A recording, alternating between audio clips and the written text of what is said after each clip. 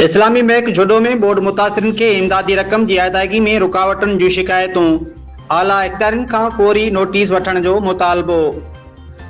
जुडो शहर में बोर्ड मुतासिरन की बहाली लाइ SPHF तहत जारी थींदड़ इमदादी रक़म हासिल करण लाइ आयल केतरनी मुतासिर खानदानन के इस्लामी बैंक जुडो में मुश्किलातुन के मुंह ॾियणो पइजी रहियो आहे।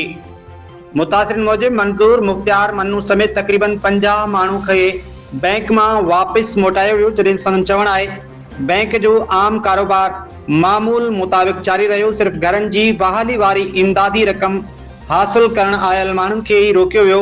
मुतासिरिन जो चवण आहे खेनि सर्विस जो जवाज़ ॼाण आहे वापस कयो वियो, जंहिं सबब औरतुनि, बुज़ुर्गनि ऐं पोरियतनि खे सख़्त तकलीफ़ बर्दाश्त करणी पई।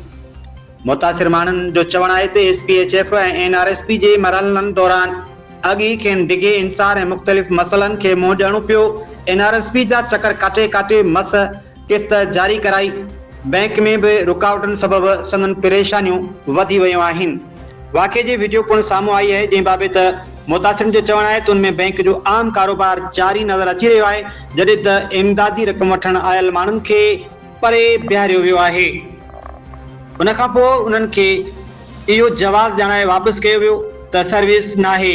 मुतासिर खानदाननि आला इलाइक़े जे रहवासियुनि सिंध हुकूमत, SPHF ऐं स्टेट बैंक ऑफ पाकिस्तान, इस्लामी बैंक जे आला इंतज़ामिया खां मुतालबो कयो आहे त मामले जो फौरी नोटिस वठी शफ़ाफ़ जांच कराई वञे।